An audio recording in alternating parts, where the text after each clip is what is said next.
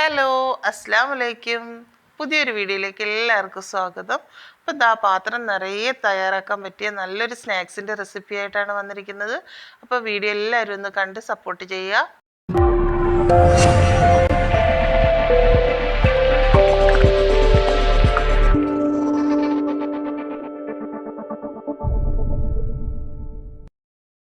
അപ്പം മുതിർന്നവർക്കും കുട്ടികൾക്കും എല്ലാം ഇഷ്ടപ്പെടുന്ന നല്ലൊരു സ്നാക്കാണ്.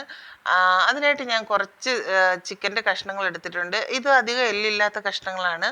ഇതിനെ നമുക്കൊന്ന് കഴുകി വൃത്തിയാക്കിയതിന് ശേഷം ചെറിയ കഷ്ണങ്ങളാക്കി മുറിച്ചെടുക്കാം.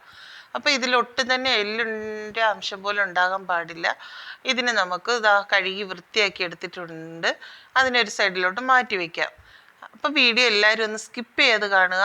ഇഷ്ടപ്പെട്ടാൽ ലൈക്ക് അടിക്കാൻ മറക്കല്ലേ. നിങ്ങളുടെ ഫ്രണ്ട്സിനും ഫാമിലിക്കും ഷെയർ ചെയ്ത് കൊടുക്കുക.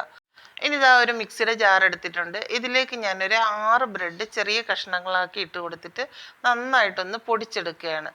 അപ്പം എന്താ സൈഡ് അരിഞ്ഞ് കളഞ്ഞാലും കുഴപ്പമൊന്നുമില്ല. ഞാനിപ്പോൾ സൈഡൊന്നും അരിഞ്ഞ് കളയുന്നില്ല. ഇതിനെ നന്നായിട്ടൊന്ന് പൊടിച്ചതിന് ശേഷം മാറ്റി വയ്ക്കാം. ഇനി അടുത്തതായിട്ട് നമുക്ക് കഴുകി വെച്ചിരിക്കുന്ന ചിക്കൻ്റെ കഷ്ണങ്ങളെല്ലാം മിക്സിയുടെ ജാറിലേക്ക് ഇട്ട് കൊടുക്കാം. അപ്പോൾ ഇതിനെ നല്ല ഫൈനായിട്ടൊന്ന് അരച്ചെടുക്കണം. അതിനകത്തിലേക്ക് ഞാൻ ഒരു മുട്ടയും കൂടി ചേർത്ത് കൊടുക്കുന്നുണ്ട്. മുട്ട ചേർത്തതിന് ശേഷം ഇതിലേക്ക് കുറച്ച് വെളുത്തുള്ളിയും കൂടെ ചെറുതായിട്ട് ചോപ്പ് ചെയ്തതും കൂടെ ഇട്ട് കൊടുക്കാം.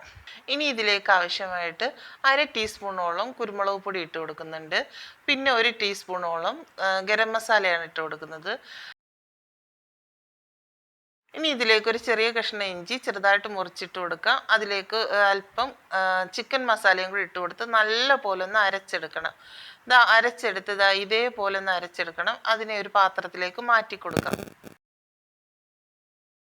ഇനി ഇതിലേക്ക് നമ്മൾ നേരത്തെ പൊടിച്ച് വെച്ചിരിക്കുന്ന ബ്രെഡിൻ്റെ പൊടി അതിലേക്ക് കുറച്ചിട്ട് കൊടുക്കാം. ആദ്യം കുറച്ച് മാത്രം ഇട്ട് കൊടുത്തതിന് ശേഷം നന്നായിട്ടൊന്ന് ഇളക്കി യോജിപ്പിച്ചെടുക്കണം. നല്ല പോലെ അതിലെല്ലാം ഒന്ന് യോജിച്ച് കിട്ടുന്നത് വരെ ഒന്ന് ഇളക്കി കൊടുക്കുക. കൈകൊണ്ട് ഇളക്കിയാലും മതിയാകും.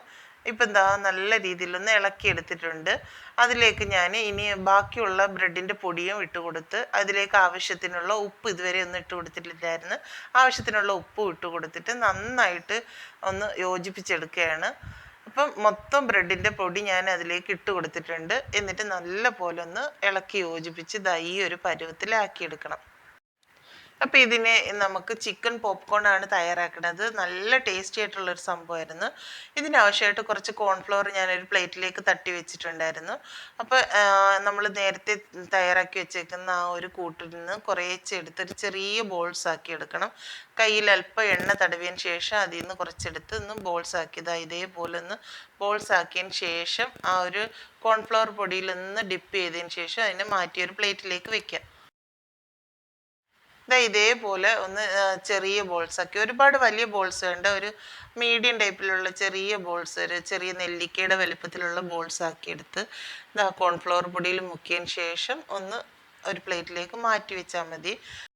അങ്ങനെ എല്ലാ ബോൾസും റെഡിയാക്കി വെച്ചിട്ടുണ്ട്. ഇപ്പോൾ കുറച്ച് കോൺഫ്ലെക്സ് ഞാനൊരു മിക്സിയുടെ ജാറിൽ ഇട്ട് കൊടുക്കുന്നുണ്ട്. ഇതിനെ നമുക്കൊന്ന് പൊടിച്ചെടുക്കാം. ഈ ഒരു രീതിയിൽ പൊടിച്ചെടുത്താൽ മതിയാകും. ഒരുപാട് ഫൈനായിട്ടൊന്ന് പൊടിച്ചെടുക്കേണ്ട, ഒരു ക്രഷ് ചെയ്തെടുത്തൊന്ന് ചെറിയതായിട്ടൊന്ന് പൊടിച്ചെടുത്താൽ മതിയാകും. പിന്നെ ഇതിലേക്ക് ആവശ്യമായിട്ട് 2 മുട്ട, അതിലേക്ക് അല്പം ഉപ്പും കൂടെ ചേർത്തതിന് ശേഷം നല്ല പോലെ ഒന്ന് അടിച്ചെടുത്തിട്ടുണ്ട്. അപ്പം നമ്മൾ നേരത്തെ തയ്യാറാക്കി വെച്ചേക്കുന്ന ആ ബോൾസിൽ നിന്ന് ഓരോന്നെടുത്ത് മുട്ടയിൽ ഒന്ന് ഡിപ്പ് ചെയ്തതിന് ശേഷം കോൺഫ്ലെക്സിൽ ഒന്ന് കോട്ട് ചെയ്ത് നമുക്കൊരു പ്ലേറ്റിലേക്ക് മാറ്റി വയ്ക്കാം. ഇതേ രീതിയിൽ ബാക്കിയുള്ള റോൾസും ഒന്ന് മുട്ടയിൽ ഡിപ്പ് ചെയ്ത് കോൺഫ്ലെക്സിൽ മുക്കി എല്ലാം ഒരു പ്ലേറ്റിലേക്ക് മാറ്റി വയ്ക്കുന്നുണ്ട്. നല്ല ടേസ്റ്റി ആയിട്ടുള്ളൊരു സംഭവമാണ് കേട്ടോ. അപ്പം ചെയ്തിട്ടില്ലാത്തവരൊക്കെ ഒന്ന് ചെയ്ത് നോക്കിയിട്ട് ഫീഡ്ബാക്ക് അറിയിക്കണം. പുറമേ നല്ല ക്രിസ്പി ആയിട്ടിരിക്കും, ഉള്ളിൽ നല്ല സോഫ്റ്റുമാണ്, നല്ല ടേസ്റ്റും ആയിട്ടുള്ളൊരിതാണ്. അപ്പോൾ എല്ലാവരും ഇതുപോലെ ഒന്ന് ചെയ്ത് നോക്കിയിട്ട് ഫീഡ്ബാക്ക് അറിയിക്കുക.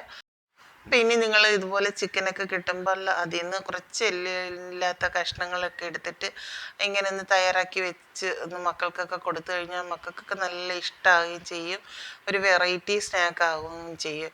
അപ്പം ബോൾസ് എല്ലാം ഞാൻ റെഡിയാക്കി വെച്ചിട്ടുണ്ട്. ഇനി ഇതിനെ ഒരു 10 മിനിറ്റോളം ഫ്രീസറിൽ വെച്ച് കൊടുക്കാം. ഫ്രീസറിൽ വെച്ചതിന് ശേഷം നമുക്ക് എടുത്തിട്ട് വരാം. അപ്പോൾ ഇനി ഞാനൊരു പാൻ അടുപ്പിൽ വെച്ച് കൊടുത്തിട്ടുണ്ട്. അതിലേക്ക് ഓയിൽ ഒഴിച്ച് കൊടുക്കുകയാണ്. ഓയിലൊന്ന് ചൂടായതിന് ശേഷം നമുക്ക് ഫ്രീസറിൽ നിന്ന് എടുത്തിട്ടുള്ള ആ ഒരു ബോൾസ് ഓരോന്നായിട്ട് അതിലേക്ക് ഇട്ടൊന്ന് വറുത്തെടുക്കാം. അപ്പോൾ ഹൈ ഫ്ലെയിമിലിട്ട് നമ്മൾ ചെയ്യരുത്, മീഡിയം ഫ്ലെയിമിലിട്ട് വേണം നമ്മൾ ഇതിനെ വറുത്തെടുക്കാൻ, അല്ലെങ്കിൽ പുറമെയുള്ള ആ ഒരു കോട്ടിങ് എല്ലാം പെട്ടെന്ന് തന്നെ അങ്ങ് കരിഞ്ഞു പോകും. അപ്പോൾ അങ്ങനെ ചെയ്യരുത്, മീഡിയം ഫ്ലെയിമിലിട്ട് ഇതിനെ ഒന്ന് പൊരിച്ചെടുക്കണം. അപ്പം നിങ്ങൾ വീഡിയോ ഇഷ്ടപ്പെടാനുണ്ടെങ്കിൽ ലൈക്ക് അടിക്കാൻ മറക്കല്ലേ. പുതുതായിട്ട് കാണുന്ന കൂട്ടുകാരൊക്കെ ഒന്ന് സബ്സ്ക്രൈബ് ചെയ്യുക. നിങ്ങളുടെ സപ്പോർട്ട് ഉണ്ടെങ്കിൽ മാത്രമേ മുന്നോട്ട് പോകാൻ പറ്റുള്ളൂ. എല്ലാവരും ഒന്ന് സപ്പോർട്ട് ചെയ്ത് ചാനലൊക്കെ ഒന്ന് മുന്നോട്ട് എത്തിക്കണം.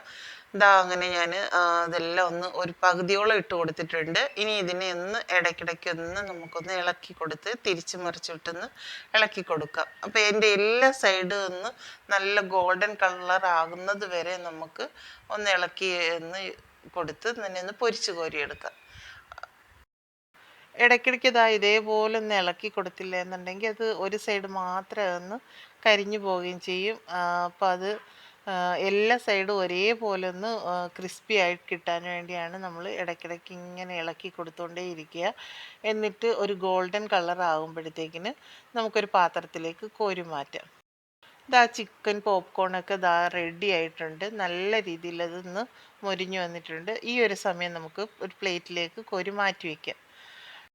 അപ്പം നല്ല ടേസ്റ്റി ആയിട്ടുള്ള ചിക്കൻ പോപ്കോൺ റെഡി ആയിട്ടുണ്ട്. ഇനി ബാക്കിയുള്ളതും കൂടെ നമുക്ക് അതേ ഒരു എണ്ണയിൽ തന്നെ ഇട്ട് കൊടുത്ത് അതിനെയും കൂടെ ഒന്ന് പൊരിച്ച് കോരിയെടുക്കാം.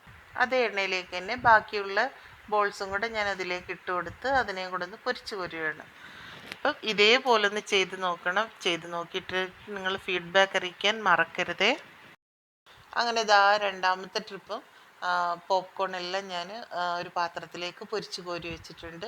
അപ്പോൾ പാത്രം നിറയെ കിട്ടുന്ന രീതിയിൽ നമുക്ക് ചിക്കൻ പോപ്കോൺ റെഡി ആയിട്ടുണ്ട്. ഇതേപോലെ എല്ലാവരും ട്രൈ ചെയ്ത് നോക്കിയിട്ട് ഫീഡ്ബാക്ക് അറിയിക്കുക. മറ്റൊരു വീഡിയോ ആയിട്ട് വരുന്നത് വരെ എല്ലാവർക്കും അസ്സലാമു അലൈക്കും.